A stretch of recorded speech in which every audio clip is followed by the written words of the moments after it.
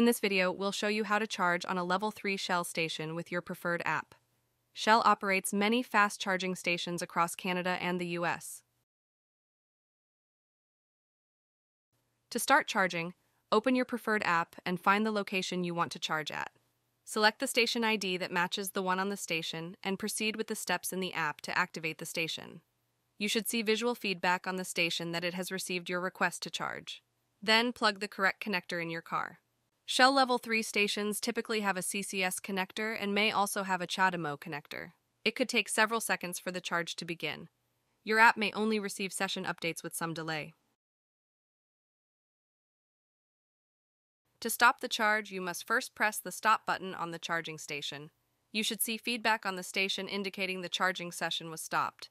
Then, you'll be able to unplug the connector from your car. Now that you're all charged up, it's a perfect time to explore the surroundings.